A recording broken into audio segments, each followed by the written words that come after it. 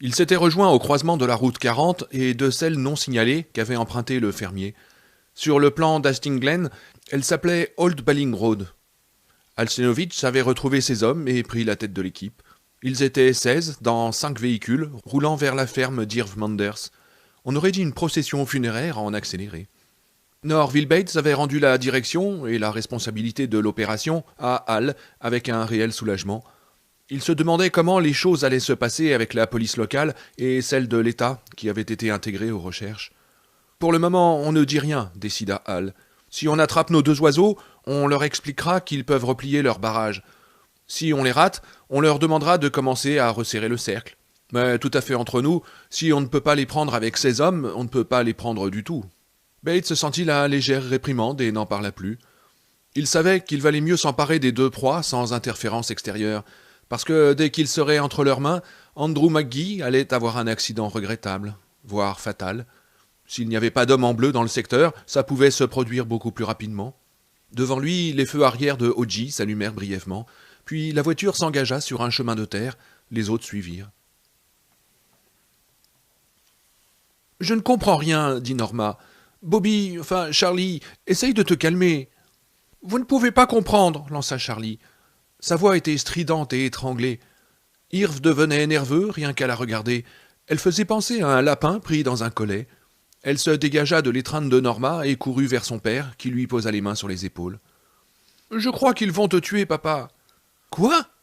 Te tuer ?» répéta-t-elle. Elle avait le regard fixe, luisant de panique. Les mots s'entrechoquaient dans sa bouche.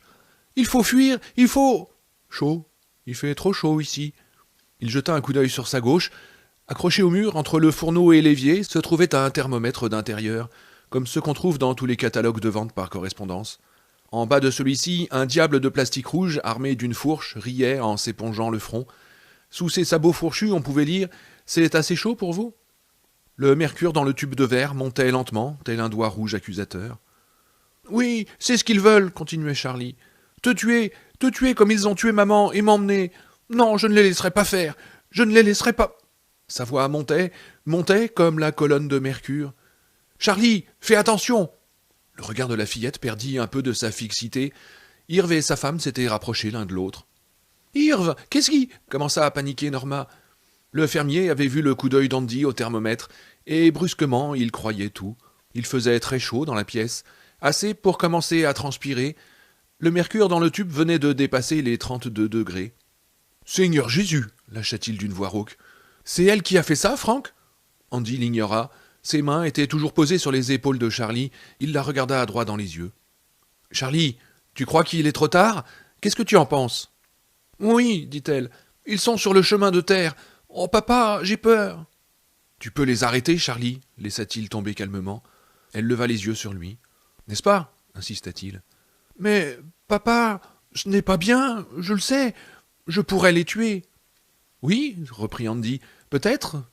Peut-être qu'à présent c'est tuer ou être tué. Peut-être que c'est la seule solution. »« Et ce n'est pas mal ?» demanda la fillette. Sa voix était à peine audible. « Si, répondit Andy, c'est mal. Ne t'imagine jamais que ça ne l'est pas. Et ne le fais pas si tu sens que c'est trop dur, Charlie. Pas même pour moi. » Ils restèrent un instant, les yeux dans les yeux, ceux d'Andy injectés de sang, remplis de frayeur, ceux de Charlie agrandis, comme si elle était sous hypnose. « Et si je fais quelque chose, est-ce que tu m'aimeras encore ?» Sa question resta un instant en suspens, sembla flotter entre eux. « Charlie, dit-il, je t'aimerai toujours, quoi qu'il arrive. » Irv, qui était allé jusqu'à la fenêtre, retraversa la pièce. « Je crois que j'ai pas mal d'excuses à vous faire, commença-t-il. Il y a toute une colonne de voitures qui approche.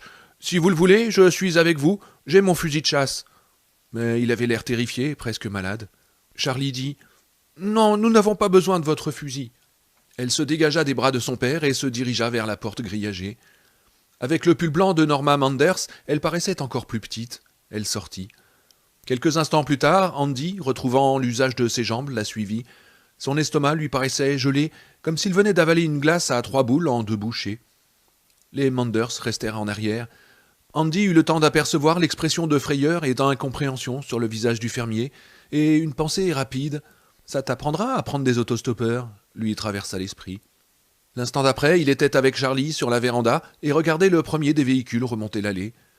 Les poules piaillèrent, voltant dans toutes les directions. Dans la grange, Bossy meugla encore pour qu'on vienne la traire. Un pâle soleil d'octobre baignait les collines boisées et les champs brunis de cette région de l'État de New York. La fuite en avant durait depuis presque un an. Andy fut surpris d'éprouver au cœur de sa terreur une étrange sensation de soulagement. Il avait entendu dire qu'au moment de la fin, même le lapin fait demi-tour et affronte les chiens, retrouvant juste avant la curée une agressivité qu'il avait peut-être jadis possédée. En tout cas, c'était bon de ne plus courir. Le soleil éclairait les cheveux blonds de Charlie, il était avec elle. « Oh papa !» gémit-elle. « Je tiens à peine debout !» Il lui glissa un bras autour des épaules, la serra plus fermement contre son flanc. La première voiture s'arrêta à l'entrée de l'arrière-cour et 2 hommes en sortirent. « Salut Andy !» dit Al Steinovitch, puis il sourit. « Salut Charlie !» Il avait les mains vides, mais sa veste était ouverte. Derrière lui, son coéquipier se tenait debout près de la voiture, sur le qui-vive, les mains le long du corps. Le second véhicule s'arrêta derrière le premier, 4 hommes en sortirent. La procession continua jusqu'à ce que la troupe soit au complet. Andy avait cessé de compter à 12. « Allez-vous-en » lança Charlie, d'une petite voix qui résonna en aigu dans l'air frais de l'après-midi. « Vous nous avez bien fait courir, » dit Al à Andy. Il regarda Charlie. « Mon chou, tu n'as pas à... Allez-vous-en » hurla-t-elle. Al haussa les épaules avec un sourire désarmant. « J'ai bien peur que ça ne soit pas possible, mon poussin. J'ai des ordres. Personne ne te fera de mal, ni à toi, ni à ton papa. »« Menteur ! Vous allez le tuer, je le sais !» Andy fut étonné de constater que sa voix était parfaitement calme quand il déclara « Je vous conseille d'obéir à ma fille. On vous en a sûrement dit assez pour que vous sachiez pourquoi on la recherche. Souvenez-vous du soldat à l'aéroport. » Oji et Norville Bates échangèrent un regard inquiet. « Si vous voulez monter dans la voiture, nous parlerons de tout ça, » insista Al. « Je vous assure que nous n'avons pas la moindre intention. »« Non, nous connaissons parfaitement vos intentions, » coupa Andy. Les hommes qui étaient sortis des 2 ou 3 dernières voitures commençaient à se déployer. Lentement, ils avançaient vers la véranda. « S'il vous plaît, » dit Charlie à l'homme au teint curieusement jaune, « ne me forcez pas à faire quelque chose. »« Ça ne sert à rien, Charlie, » lâcha Andy. Irv Manders sortit à son tour. « Vous êtes sur une propriété privée, » gronda-t-il. « Je vous ordonne de la quitter immédiatement. » 3 des hommes de la boîte avaient atteint les premières marches de la véranda. Ils se trouvaient à présent à moins de 8 mètres de Charlie et d'Andy sur leur gauche. La fillette leur lança un regard d'avertissement désespéré.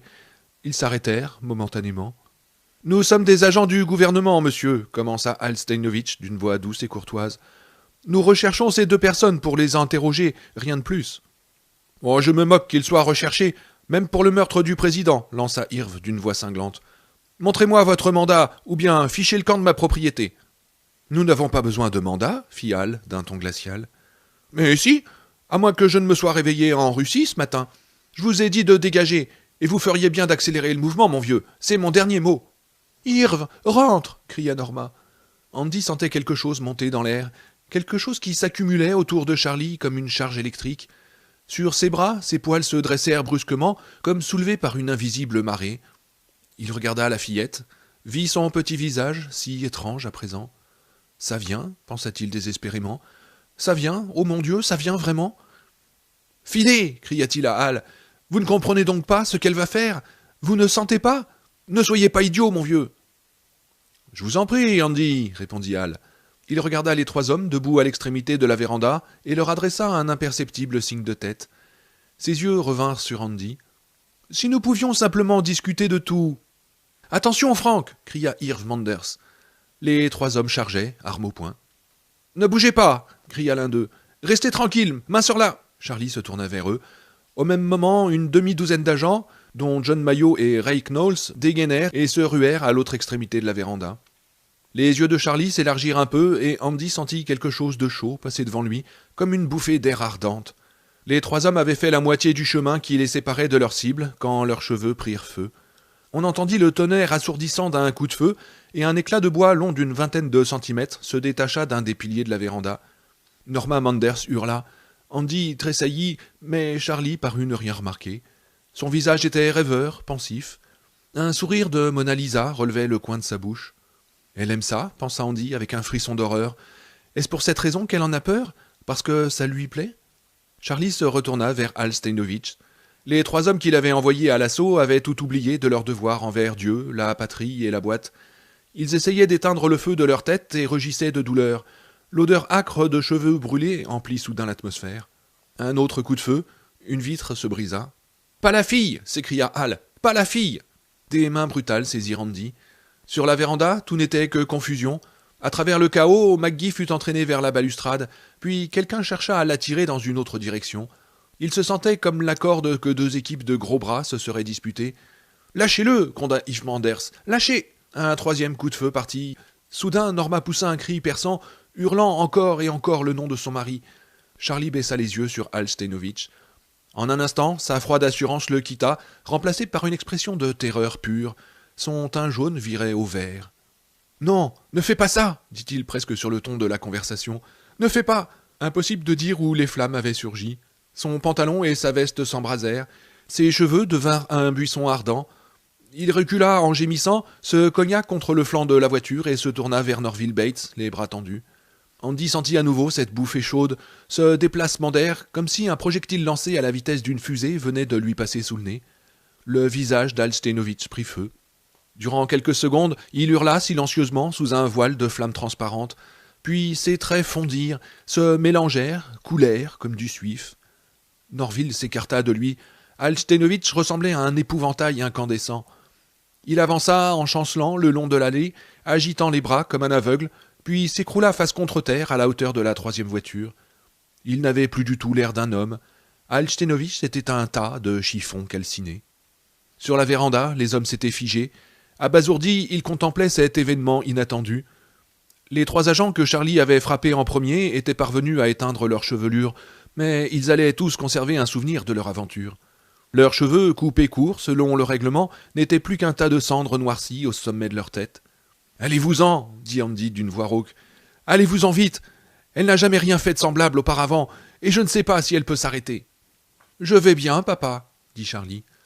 Elle avait parlé d'un ton calme, posé, étrangement indifférent. « Tout va bien ?» C'est à ce moment que les voitures commencèrent à exploser. Elles s'enflammèrent toutes par l'arrière. Plus tard, quand Andy se repassa en esprit l'incident de la ferme Manders, ce fait lui apparut comme certain. Elles s'étaient enflammées par l'arrière, là où se trouvaient les réservoirs d'essence. La Plymouth vert clair d'Hal explosa la première avec une sorte de vrombissement étouffé. Une boule de feu aveuglante s'éleva à la hauteur du coffre. Le pare-brise arrière fut soufflé. La Ford de John Mayo s'embrasa 2 secondes plus tard. Des fragments de métal s'envolèrent pour retomber sur le toit. « Charlie !» cria Andy. « Charlie, arrête !» Elle dit de la même voix calme. « Je ne peux pas ?» La 3e voiture explosa. Quelqu'un se mit à courir, quelqu'un d'autre le suivit. Les hommes de la véranda battirent en retraite. Andy fut à nouveau tiraillé et il résista. La seconde suivante, plus personne ne le tenait. Ils couraient tous à présent, pâles, les yeux agrandis par la panique. L'un des agents, aux cheveux brûlés, avait essayé d'enjamber la rambarde, avait trébuché puis était tombé la tête la première dans une parcelle potagère où Norma avait fait pousser des haricots plus tôt dans l'année. Les tuteurs étaient toujours en place. L'un d'eux s'enfonça dans la gorge de l'homme et ressortit par son cou avec un bruit mouillé qu'Andy n'oublia jamais. Il courut en tous sens dans le jardin, agité de spasmes comme une truite harponnée. Le tuteur sortait de sa nuque comme la tige d'une flèche. Le sang giclait sur sa chemise, tandis qu'il émettait de faibles gargouillis. Les autres véhicules sautèrent comme une série de pétards. 2 agents furent projetés en l'air par la déflagration, tels des poupées de chiffon. Le premier se retrouva en feu des pieds à la taille. Le second était criblé de fragments de verre sécurite. Une fumée grasse et noire s'éleva. Au-delà de l'allée, les champs et les collines bruissèrent sous la nappe de chaleur, comme s'ils frémissaient devant tant d'horreur. Les poulets, affolés, couraient en tous sens avec des caquetages démentiels. Soudain, 3 d'entre eux s'enflammèrent, boules de feu à pattes, et ils finirent leur course folle à l'extrémité de la cour. « Charlie, arrête immédiatement, arrête !» Une tranchée de feu traversa la cour en diagonale. La terre elle-même brûlait, comme si on avait renversé une longue traînée de poudre. Les flammes atteignirent le billot où était plantée la hache d'Irv Manders, firent la ronde autour de la pièce de bois, puis la dévorèrent. « Charlie, pour l'amour de Dieu !» Entre la véranda et les véhicules en feu, au bord de la pelouse, gisait le pistolet qu'un des agents avait abandonné. Les cartouches qu'il contenait partirent en une série de détonations violentes. L'arme gigotait bizarrement sur le sol. Andy gifla Charlie aussi fort qu'il put. Sa tête partit en arrière, ses yeux bleus semblaient vides. Puis elle lui jeta un regard où se lisaient la surprise, la peine et l'hébétude. Il se sentit enveloppé dans une capsule de chaleur. Il prit une inspiration. L'air était comme du verre. Les poils de ses narines commencèrent à grésiller. Combustion spontanée, pensa-t-il. Je suis en train de prendre feu. Puis tout s'arrêta. Charlie chancela, cacha son visage dans ses mains. À travers ses doigts jaillit un hurlement strident, un cri d'horreur et d'épouvante si violent qu'Andy pensa que son esprit n'avait pas résisté. « Papa !» Il la prit dans ses bras, la serra contre lui. « Chut !» dit-il. « Oh, Charlie, ma chérie, chut !» Le hurlement mourut. Elle se fit molle entre ses bras. Charlie s'était évanoui. Andy la souleva. La tête de Charlie roula contre sa poitrine. Une odeur d'essence qui flambait empuantissait l'atmosphère. Les flammes avaient déjà traversé la pelouse et s'attaquaient au treillis, escaladant le lierre avec l'agilité d'un Roméo. La maison allait flamber. Irv Manders s'était appuyé contre la porte grillagée de la cuisine, les jambes écartées. Norma s'était agenouillée à ses côtés. Manders avait été blessé au bras, juste au-dessus du coude, et la manche de sa chemise bleue se teintait de rouge. Norma venait de déchirer un morceau de sa robe et essayait de remonter la manche pour faire un garrot. Irv avait les yeux ouverts. Son visage était gris cendre, ses lèvres bleuissaient, il respirait vite. Andy fit un pas vers eux et Norma recula, tout en plaçant son corps devant celui de son mari. Elle leva sur Andy un regard brillant et dur. « Allez-vous-en » siffla-t-elle. « Emmenez votre monstre et partez !» Oji courait. Le pompeur, sous son bras, ballottait. Il évita la route, se rua à travers champs, tomba, se releva, y courut encore. Il se tordit la cheville dans ce qui devait être une mare et tomba à nouveau. Un cri lui échappa quand il s'étala. Il se remit debout et courut. Parfois, il avait l'impression d'être seul, parfois il croyait que quelqu'un courait avec lui. Ça n'avait pas d'importance. Le principal était de s'éloigner de ce tas de chiffons qui avait été Al Steinovitch 10 minutes plus tôt, de ses voitures en feu, de Bruce Cook qui gisait dans un potager, la gorge transpercée. S'éloigner. Le pompeur glissa hors de son holster, rebondit douloureusement sur le genou d'Oji, tomba dans les herbes, oublié. L'agent de la boîte déboucha dans un bois. Il trébucha sur un arbre abattu et s'étala de tout son long. Il resta allongé, le souffle court, la main appuyée sur son flanc où était apparu un point de côté douloureux. Il pleura, versant des larmes de terreur. Il pensa « Plus de mission à New York, jamais, c'est sûr, terminé pour moi. Je ne remettrai plus jamais les pieds à New York, même si je vis jusqu'à 200 ans. » Au bout d'un moment, Oji se leva et se dirigea en boitant vers la route. « Il faut le dégager de la véranda, » dit Andy. Il avait déposé Charlie sur la pelouse de l'autre côté de la cour. Le flanc de la maison brûlait déjà et des étincelles survolaient la véranda comme de grosses lucioles paresseuses. « Allez-vous-en, » dit Norma durement. « Ne le touchez pas. »« Mais la maison est en feu, » insista Andy. « Laissez-moi vous aider. »« Allez-vous-en, vous en avez fait assez comme ça. »« Arrête, Norma. » Irv la regarda. « Rien de ce qui s'est passé n'est la faute de cet homme. Alors, tais-toi. » Elle lui jeta un regard qui en disait long. Ses mâchoires claquèrent quand elle les referma. « Aidez-moi à me relever, » dit le fermier. « J'ai les jambes en coton, je crois que je me suis pissé dessus. Ça ne m'étonnerait pas. Un de ces salauds m'a eu, je sais pas lequel. Donnez-moi un coup de main, Frank. »« M'appelle Andy, » rectifia McGee en passant son bras autour de la taille de Manders. Le fermier se releva lentement. « Je n'en veux pas à votre femme, » dit Andy. « Vous auriez dû nous laisser sur la route ce matin. »« Oh, si c'était à recommencer, je ferais la même chose, » dit Irv. « Putain de salaud de tas de merde gouvernementale de... Ah! Oh, Jésus !»« Irv » fit Norma. « Oh, silence, femme. Ça va maintenant. Allez, venez, Frank, ou Andy, ou tout ce que vous voulez. Ça commence à chauffer. » Ça chauffait, effectivement. Un souffle de vent amena une spirale d'étincelles sur la véranda, tandis qu'Andy traînait Irv vers la cour. La souche n'était plus qu'un moignon noirci. Des poulets que Charlie avait incendiés, il ne restait que des os calcinés et une cendre curieuse, dense, provenant peut-être des plumes. Ils n'avaient pas été rôtis, mais incinérés. « Laissez-moi près de la grange, » haleta Irv. « Je veux vous parler. »« Il vous faut un médecin, » dit Andy. « Ouais, j'appellerai le mien. Et votre gamine ?»« Elle est évanouie, » répondit Andy. Il lâcha le fermier après l'avoir appuyé contre la porte de la grange. Manders le regardait. Ses joues avaient retrouvé un peu de leur couleur, et ses lèvres reprenaient leur teinte naturelle. Il transpirait. Derrière eux, la grande maison blanche qui se dressait sur Bellings Road depuis 1868 se consumait. Aucun être humain ne devrait être capable de faire ça, déclara Irv. Oui, sans doute, répondit Andy. Son regard alla du fermier à son épouse, qui arborait toujours un visage dur, hargneux. Mais aucun être humain ne devrait avoir la leucémie, ni être paralysé. Pourtant, ça arrive, et à des enfants. Oui, on lui a rien demandé, approuva Irv. C'est vrai. Regardant toujours Norma, Andy continuant. Elle n'est pas plus un monstre qu'un môme avec un poumon d'acier, ou un enfant handicapé. Moi, je suis désolé d'avoir dit ça, répliqua Norma. Elle détourna les yeux. J'ai nourri les poules avec elle, je l'ai regardé caresser la vache. Mais ma maison est en feu, monsieur, et des gens sont morts. Oui, je suis désolé, dit Andy. Oh, la maison est assurée, Norma, lâcha Irv. De son bras valide, il prit la main de sa femme. C'est pas ça qui remplacera la vaisselle de ma mère que sa mère lui avait donnée, continua Norma. Ni mon beau secrétaire, ni les tableaux qu'on avait trouvés à l'exposition chez Nectadi en juillet dernier. Une larme glissa au coin de son œil, et elle l'essuya du revers de sa manche. Ni les lettres que tu m'as écrites quand tu étais à l'armée. Est-ce que ça va aller pour votre bout de chou voulut savoir Irv. Je ne sais pas, répondit Andy. Bon, écoutez, reprit Irv, voilà ce que vous pouvez faire si vous voulez. Il y a une vieille Jeep derrière la grange. Irv, non, ne te mêle pas de ça, dit Norma.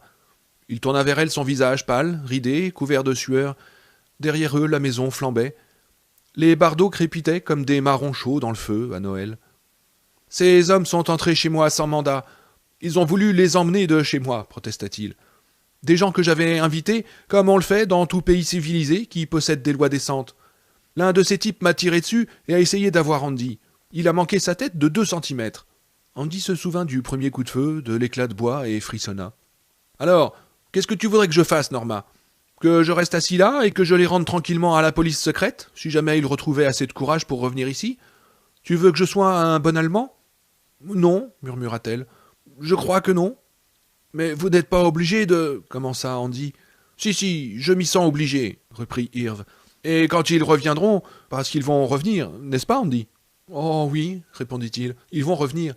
Vous venez d'acheter un paquet d'actions dans une entreprise en pleine expansion, Irv. Le fermier eut un rire sifflant. Elle est bien bonne, celle-là. Bon, mais quand ils reviendront, tout ce que je saurai, c'est que vous avez pris ma Jeep. Je ne sais rien d'autre. Et bonne chance. Merci, dit simplement Andy. Mais il faut faire vite, reprit Irv. On est loin de la ville, mais ils ont sûrement vu la fumée, et les pompiers vont arriver. Vous aviez dit que le Butchou et vous alliez dans le Vermont. C'est vrai, ça, au moins? Oui, répondit Andy. Il y eut un gémissement sur leur gauche. Papa? Charlie se redressait. Son pantalon rouge et sa blouse verte étaient couverts de poussière. Elle était pâle, et son regard reflétait une intense confusion. Papa, qu'est-ce qui brûle? Je sens une odeur de brûlé. C'est moi qui ai fait ça? Mais c'est quoi qui brûle? Andy s'approcha d'elle. Tout va bien. Il se demanda pourquoi on disait ça aux enfants, même quand il savait parfaitement que ce n'était pas vrai. Tout va très bien. Comment te sens-tu, mon poussin? Charlie regardait par-dessus son épaule la rangée de voitures calcinées, le jardin dévasté, la maison des Manders en proie aux flammes. La véranda aussi était en feu à présent. Le vent écartait d'eux la fumée et la chaleur, mais on sentait toujours l'essence brûlée et le bois noirci. « J'ai fait ça ?» murmura Charlie d'une voix à peine audible. Ses traits se décomposèrent à nouveau. « Butchou !» dit Irv sévèrement. Elle se tourna vers lui, son regard semblait le traverser. « Moi ?» gémit-elle.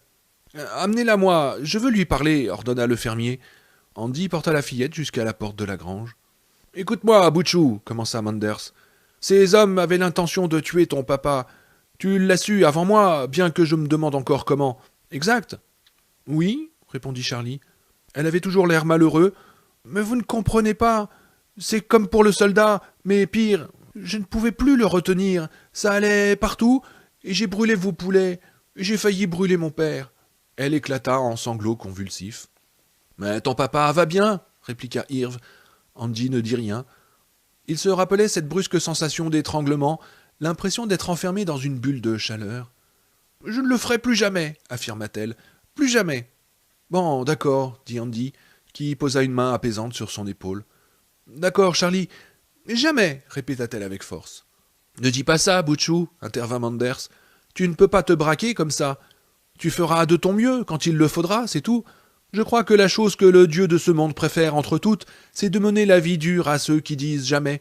Tu comprends? Non, murmura Charlie. Eh bien, ça viendra plus tard.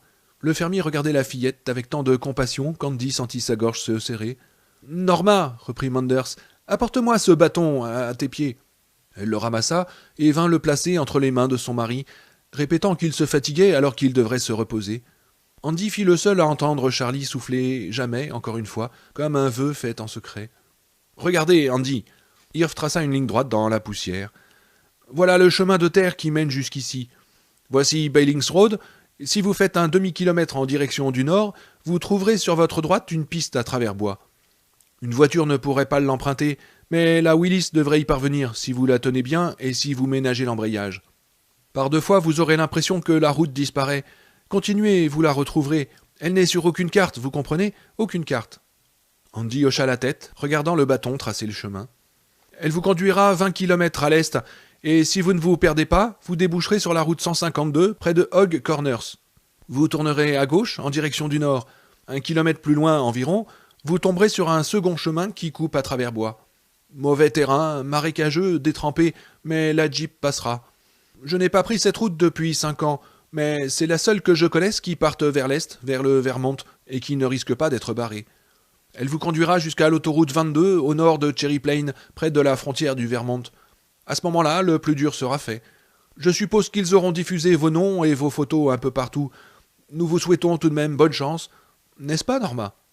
Oui, dit-elle, presque comme un soupir. Elle regarda Charlie.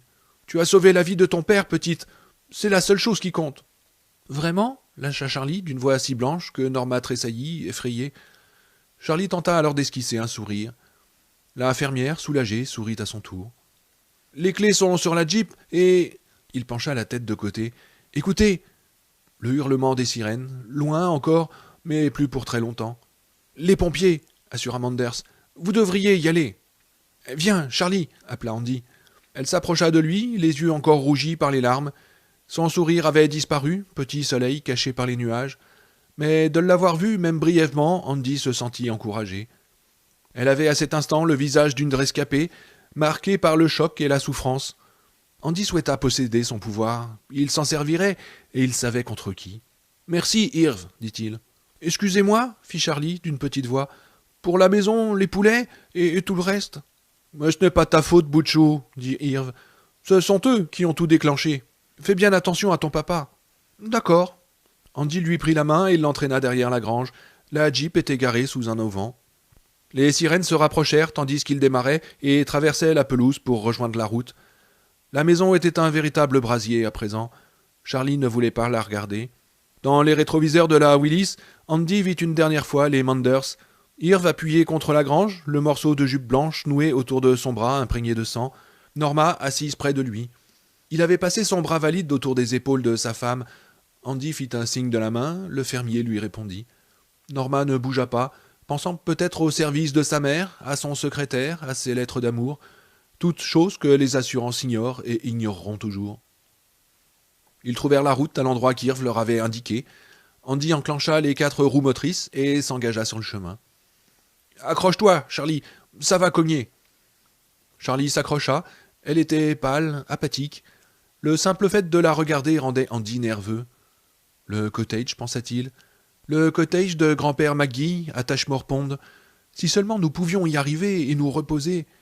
Elle se ressaisirait et nous réfléchirions à ce qu'il convient de faire. Nous y penserons demain. Comme disait Scarlett, demain est un autre jour. » La Jeep fonçait, se frayant un chemin sur ce qui n'était guère plus qu'une piste à 2 voies. Des buissons et des pins rabougris avaient poussé sur l'axe de la chaussée. Cette voie avait dû être ouverte quelques 10 ans auparavant. Andy se dit qu'elle n'avait jamais dû être utilisée, sauf par un chasseur occasionnel. 10 kilomètres plus loin, la route semblait effectivement disparaître. Andy dut s'arrêter 2 fois pour déplacer des arbres abattus. La seconde fois, tandis qu'il reprenait son souffle après l'effort, le cœur battant, la tête douloureuse, il vit une biche qui le regardait pensivement. Elle le contempla quelques secondes, puis s'enfonça dans le bois en agitant sa queue blanche. Andy se tourna vers Charlie. Elle suivait les mouvements de l'animal avec une expression proche de l'émerveillement. À nouveau, il en fut encouragé. Un peu plus loin, ils retrouvèrent la piste, et vers 3 heures, ils débouchèrent sur l'asphalte de la route 152. Orville Jamieson, couvert de boue, d'égratignures, presque incapable de marcher sur sa cheville foulée, s'assit au bord de Ballings Road, à 1 kilomètre environ de la ferme Manders. Il enclencha son talkie-walkie. Le message fut relayé à un poste de commande temporaire installé à l'intérieur d'une camionnette garée dans la rue principale de Hastings Glen. L'équipement radio de la camionnette comprenait un puissant transmetteur avec brouilleur incorporé. Le rapport d'Oji fut brouillé, amplifié et dirigé sur New York, où une station relais le renvoya sur Longmont, en Virginie. Dans son bureau, Cap écoutait. Son visage avait perdu l'air enjoué, satisfait, qu'il arborait le matin même, en arrivant sur sa bicyclette. Le rapport d'Oji était presque incroyable. Il savait que la fillette possédait un pouvoir, mais cette histoire, au relent d'Apocalypse, fit à Cap l'effet d'un violent éclair au milieu du ciel bleu. 4 ou 6 hommes morts, les autres en fuite dans les bois, une douzaine de voitures en feu, une maison calcinée, un civil blessé, prêt à raconter à qui voudrait l'entendre qu'une bande de néo-nazis avait fait irruption chez lui sans mandat et avait essayé de kidnapper un homme et sa fillette, qu'il avait invité à déjeuner. Quand Oji termina son rapport, en fait, il ne s'arrêta pas vraiment, il commença à se répéter en une sorte de semi-hystérie. Cap raccrocha. Il se renfonça dans son siège tournant et tenta de réfléchir. Il ne croyait pas qu'une opération secrète ait aussi mal tourné depuis la baie des Cochons, et cette fois-ci, ils étaient en territoire américain. À présent que le soleil était passé de l'autre côté de l'immeuble, le bureau était obscur, habité d'ombres épaisses. Il n'alluma pas la lumière. Rachel l'avait appelé sur l'intercom, mais il avait répondu sèchement qu'il ne voulait parler à personne. À personne. Il se sentait vieux. Il entendit Van Ness dire « Je parle de potentiel de destruction. » Eh bien, ce n'était plus seulement une question de potentiel, n'est-ce pas ? Mais on l'aura, pensa-t-il, contemplant le mur d'en face d'un regard vide. Oh oui, on l'aura. Il appela Rachel. « Je veux parler à Orville Jamieson dès qu'on l'aura ramené, dit-il. Appelez immédiatement le général Brackman à Washington. Priorité A1A. Nous avons dans l'État de New York une situation qui peut se révéler embarrassante, et je tiens à ce que vous le lui annonciez d'entrée. »« Oui, monsieur, » répondit Rachel respectueusement. « Organisez une réunion avec les 6 sous-directeurs pour 19 heures. A1A aussi. Et je veux parler au chef de la police de l'État sur place. » Les flics avaient participé aux recherches et Cap tenait à ce qu'ils ne l'oublient pas. Puisqu'il allait être question de boue, Hollister tenait à leur en réserver un baquet. Sauf s'il comprenait qu'en faisant front commun, ils pourraient tous se tirer de la mare relativement proprement. Il hésita un instant, puis ajouta « Quand John Rainbird viendra au rapport, dites-lui que je veux lui parler, j'ai un autre travail pour lui. »« Bien, monsieur. » Cap lâcha la touche de l'intercom. Assis dans son fauteuil, il étudia les ombres. « Il ne s'est rien produit dont on ne puisse s'occuper, leur dit-il. Depuis toujours, c'était sa devise. Elle n'était pas brodée sur une tapisserie accrochée au mur, elle n'était pas gravée sur une plaque de cuivre, elle était imprimée sur son cœur. Elle était la seule vérité. Rien dont on ne puisse s'occuper. Jusqu'à ce soir, jusqu'au rapport d'Oji, il l'avait cru. C'était cette philosophie qui avait conduit le fils d'un pauvre mineur de Pennsylvanie aussi haut. Il y croyait encore, même si sa conviction avait été momentanément ébranlée. Manders et sa femme devaient avoir des parents éparpillés de la Nouvelle-Angleterre à la Californie. Chacun d'eux constituait un levier potentiel. Longmont contenait suffisamment de dossiers confidentiels pour faire en sorte que toute audition au Congrès portant sur les méthodes de la boîte soit, disons, difficile à organiser. Les véhicules, les agents n'étaient que du matériel, même s'il allait lui falloir un certain temps pour accepter l'idée qu'Al Steinovitch était mort. Qui pourrait jamais remplacer Al ? Cette gamine et son père allaient payer pour ça, il y veillerait. Mais la fillette, est-ce qu'on pouvait s'occuper de la fillette ? Il y avait des moyens, il y avait des méthodes pour la maîtriser. Le dossier Maggie était toujours sur le chariot de la bibliothèque. Il se leva, s'en approcha, commença à le feuilleter fiévreusement. Il se demandait où se trouvait John Rainbird à cet instant. Washington. Au moment où Cap Hollister avait pour lui une pensée fugitive, John Rainbird, assis dans sa chambre à l'hôtel Mayflower, regardait un jeu télévisé. Il était nu sur une chaise, les 2 pieds bien à plat serrés l'un contre l'autre. Il attendait qu'il fasse nuit. Quand il ferait nuit, il attendrait qu'il soit tard. Quand il serait tard, il attendrait qu'il soit tôt. Et quand il serait tôt, quand le pouls de l'hôtel battrait au ralenti, il cesserait d'attendre, monterait dans la chambre 1217 et tuerait le docteur Van Ness. Ensuite, il redescendrait et penserait à ce que Van Ness lui aurait dit avant de mourir. Peu après le lever du soleil, il dormirait brièvement. John Rainbird était un homme en paix, Avec Cap, la boîte, les États-Unis, presque tout. Avec Dieu, Satan et l'univers. S'il n'était pas encore totalement en paix avec lui-même, c'était uniquement parce que son pèlerinage n'était pas terminé. Il avait compté de nombreux coups, gagné d'honorables cicatrices. Peu lui importait que les gens se détournent de lui en un réflexe de peur et de dégoût. Peu lui importait d'avoir perdu un œil au Vietnam. Peu lui importait l'argent qu'on lui donnait. Il l'acceptait et le dépensait principalement pour s'acheter des chaussures. Il avait une passion pour les chaussures. Il possédait une maison à Flagstaff, et bien qu'il s'y rendît rarement, il y faisait envoyer tous ses souliers. Quand il avait l'occasion d'aller chez lui, il les admirait.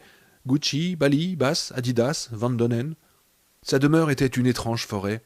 Des arbres à chaussures y poussaient partout, et il passait de pièce en pièce, contemplant les fruits de cuir qu'il donnait. Mais quand il était seul, il allait pieds nus. Son père, un Cherokee pur sang, avait été enterré pieds nus. Quelqu'un avait volé ses mocassins funéraires. Excepté les chaussures, John Rainbird ne s'intéressait qu'à deux choses. La première était la mort, la sienne, bien entendu. Il se préparait à ce fait inévitable depuis plus de 20 ans. La mort avait toujours été son travail, celui dans lequel il excellait. En vieillissant, il se passionnait de plus en plus pour elle, tout comme le peintre approfondit sa recherche des qualités et des degrés de lumière, l'écrivain celle du mot juste et de la nuance. Ce qui intéressait le plus John Rainbird était le véritable départ, la véritable exhalaison de l'âme, l'abandon du corps, de ce que les êtres humains nomment vie et le passage vers autre chose. Quelle impression cela fait-il de se sentir glissé? Est-ce qu'on croit qu'il s'agit d'un rêve dont on va se réveiller? Est-ce que le diable des chrétiens est là, avec sa fourche, prêt à transpercer l'âme hurlante pour l'emporter tel un morceau de viande sur un shish kebab? Est-ce qu'on éprouve de la joie? Est-ce qu'on sait qu'on est en train de partir? Que peuvent bien voir les yeux d'un mourant? Rainbird espérait qu'il aurait l'occasion de trouver les réponses pour lui-même. Dans son métier, la mort venait souvent à l'improviste, trop vite. Il souhaitait, à son heure, avoir le temps de se préparer, de sentir. De plus en plus, ces derniers temps, il observait le visage de ceux qu'il tuait à la recherche du secret dans le regard. La mort l'intéressait. La petite fille aussi. Celle qui les préoccupait tous, Charlene McGee. Pour Cap, John Rainbird n'avait que de vagues informations sur les McGee et aucune sur le Losis. En réalité, il en savait presque autant que Cap lui-même, ce qui lui aurait valu la sanction suprême si Hollister avait été au courant. On soupçonnait la fillette de posséder, potentiellement ou non, un immense pouvoir. Elle en avait même peut-être tout un tas. Il aimerait la rencontrer et en apprendre plus sur elle. Il savait aussi qu'Andy McGee était ce que Cap appelait un sujet à potentiel de domination mentale. Mais cela ne le concernait pas. Il n'avait encore jamais rencontré un homme qui puisse le dominer. Le jeu télévisé se termina. Vinrent les nouvelles. Elles n'étaient pas bonnes. John Rainbird resta assis, sans manger, sans boire, sans fumer, propre, vidé et dépouillé. Il attendait qu'arrive l'heure de tuer. Un peu plus tôt ce jour-là, Cap avait songé, mal à l'aise, à la démarche silencieuse de Rainbird. Le docteur Van Lest ne l'entendit même pas. Il s'éveilla d'un sommeil profond parce qu'un doigt le chatouillait sous le nez. Il ouvrit les yeux et vit ce qui lui apparut comme un monstre de cauchemar penché au-dessus de son lit. Un de ses yeux brillait faiblement à la lumière provenant de la salle de bain. Il laissait toujours une lampe allumée quand il dormait dans un endroit non familier. L'autre n'était qu'un cratère vide. Van Lest ouvrit la bouche pour hurler. John Rainbird lui pinça fortement les narines d'une main, lui couvrit la bouche de l'autre. Van Lest commença à se débattre. « Chut !» dit l'Indien. Il avait l'indulgence ravie d'une mère parlant à son enfant au moment de le changer. Van Lest se débattit plus fort. « Si vous voulez vivre, restez tranquille et taisez-vous. » Van Lest leva les yeux vers lui, eut un sursaut, puis s'immobilisa. « Vous vous tairez ?» Van Lest hocha la tête. Son visage était très rouge. Rainbird enleva ses mains et le vieil homme se mit à octer. Un petit filet de sang coula d'une narine. « Qui êtes-vous? C'est Cap qui vous envoie ?»« Je suis Rainbird, dit-il gravement. « Et Cap m'envoie, oui. » Dans l'obscurité, les yeux de Van Lest étaient immenses. Sa langue jaillit pour lécher ses lèvres. Étendu sur son lit, les draps repoussés jusqu'à ses chevilles osseuses, il avait l'air du plus vieil enfant du monde. « J'ai de l'argent, murmura-t-il très vite. « Un compte en banque en Suisse, beaucoup d'argent. Prenez tout, je n'ouvrirai plus jamais la bouche, je le jure devant Dieu. »« Ce n'est pas votre argent que je veux, docteur Van Lest, » déclara l'Indien. Le vieil homme le regardait fixement, le côté gauche de la bouche déformée, la paupière gauche tombante et tremblotante. « Si vous voulez être vivant au lever du soleil, commença Rainbird, vous allez me parler, docteur Van Lest.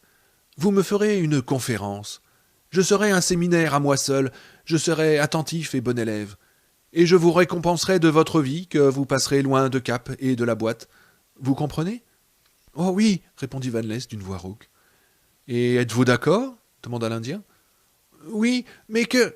Rainbird porta deux doigts devant sa bouche, et le vieillard se tut immédiatement. Sa poitrine malingre montait et descendait rapidement. Je vais dire deux mots, reprit Rainbird, et vous commencerez votre conférence. Vous me raconterez tout ce que vous savez, tout ce que vous soupçonnez, tout ce que vous déduisez. Vous êtes prêt à entendre ces deux mots, docteur Van Lest? Oui. Charlène McGee, lâcha Rainbird. Van Lest se mit à parler. Lentement d'abord, puis de plus en plus vite. Il raconta l'histoire complète des tests du lot 6 et l'expérience finale. L'Indien en savait déjà beaucoup, mais ce qu'il entendit lui permit de combler quelques trous. Le professeur répéta le sermon qu'il avait délivré à Cap le matin même. Cette fois-ci, il ne tomba pas dans l'oreille d'un sourd. Rainbird écoutait attentivement, fronçant parfois les sourcils, applaudissant et riant à la métaphore de l'apprentissage de la propreté. Van Lest se sentit encouragé et parla encore plus vite. Quand il commença à se répéter, comme le font les vieillards, Rainbird se pencha à nouveau en avant, pinça le nez de Van Lest d'une main et lui couvrit la bouche de l'autre. « Désolé, fit le tueur. Van Lest rua, se tordit sous le poids de son agresseur. L'Indien exerça une pression plus forte. Quand le vieil homme cessa de lutter, Rainbird retira abruptement la main qui pinçait ses narines. L'aspiration sifflante du bon docteur fut comparable au bruit que fait l'air en s'échappant d'un pneu crevé par un gros clou. Ses yeux roulaient furieusement dans leurs orbites, comme ceux d'un cheval rendu fou par la peur. Rainbird le saisit par le col de son pyjama et le plaça à deux biais sur le lit, de façon que la lumière blanche de la salle de bain lui éclaire directement le visage. Puis il pinça à nouveau les narines de Van Lest. L'homme peut parfois survivre plus de 9 minutes sans dommage permanent pour le cerveau, si, lorsqu'on l'empêche de respirer, il reste parfaitement tranquille. La femme, qui possède une capacité pulmonaire légèrement supérieure et un système d'évacuation de l'oxyde de carbone plus efficace, peut tenir 10 ou 12 minutes. Évidemment, la terreur et la résistance diminuent considérablement cette durée. Le docteur Van Lest lutta vivement pendant 40 secondes, puis les efforts qu'il déployait pour sauver sa vie ralentirent. Ses mains frappèrent mollement le granit crevassé qui servait de visage à John Rainbird. Ses talons tambourinèrent sur la moquette d'une retraite assourdie. Il commença à baver sur la paume calleuse de l'Indien. C'était le moment. Le tueur se pencha et étudia le visage de Van Lest avec un enthousiasme enfantin. C'était pareil, toujours pareil. La peur quittait le regard, remplacée par la perplexité. Ni l'émerveillement, ni la soudaine compréhension, ni la crainte respectueuse, simplement la perplexité. Pendant quelques secondes, les deux gouffres de perplexité regardèrent fixement l'œil unique de Rainbird, et l'Indien sut qu'il était vu. À travers un brouillard, peut-être, s'éloignant de plus en plus au fur et à mesure que le docteur s'enfonçait, mais il était vu. Ensuite, il n'y eut plus qu'un voile glacé. Le docteur Joseph Van Lest ne résidait plus à l'hôtel Mayflower. Rainbird était assis près d'une poupée grandeur nature. Il resta ainsi, une main pinçant les narines de la poupée, l'autre obstruant sa bouche. Il valait mieux être sûr, et il continuerait pendant une dizaine de minutes. Il pensa à ce que Van Lest lui avait dit au sujet de Charlène McGee. Était-il possible qu'une enfant possède un tel pouvoir? Sans doute. À Calcutta, il avait vu un homme enfoncer des couteaux dans ses jambes, son ventre et sa poitrine, son cou, puis les retirer sans la moindre blessure. En tout cas, c'était intéressant. Il réfléchit à tout ce qu'il avait entendu, puis s'aperçut qu'il était en train de se demander quelle impression cela devait faire de tuer une enfant. Il n'avait jamais accompli pareille chose. Pourtant, une fois, il avait déposé une bombe dans un avion. L'explosion avait tué les 67 passagers, parmi lesquels un au moins était un gosse. Mais c'était différent, impersonnel. Dans cette branche, il était assez rare que la mort d'un enfant soit requise. Après tout, la boîte n'était pas une organisation terroriste comme l'IRA ou l'OLP, même si beaucoup de gens, ces froussards du Congrès par exemple, se plaisaient à le croire. Après tout, il s'agissait d'un organisme scientifique. Peut-être le résultat serait-il différent avec un gamin. Il pouvait y avoir dans le regard une expression nouvelle, autre chose que cette perplexité qui le laissait si vide, et oui, c'était vrai, si triste. Il parviendrait peut-être à découvrir une partie de ce dont il avait besoin dans la mort d'un enfant, d'une enfant, une fillette nommée Charlène McGee. « Ma vie est semblable à la route droite qui traverse un désert, dit doucement Rainbird. Il s'absorba dans la contemplation des deux billes bleues et opaques qui avaient été les yeux du docteur Van Less. « Mais ta vie ne ressemble plus à aucune route, mon ami, mon bon ami. » Il embrassa le vieil homme sur une joue, puis sur l'autre. Il le remit droit sur le lit et lança sur lui un drap qui retomba doucement, tel un parachute. Le nez proéminent de Van Less, désormais sec pour l'éternité, se découpa en bastides blanches. Rainbird sortit de la chambre.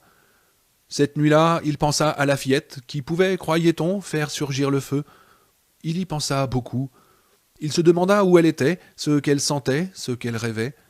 Il éprouvait pour elle beaucoup de tendresse, un fort sentiment protecteur. Quand il s'endormit à 6 heures pile, il en était sûr, la petite fille lui appartiendrait.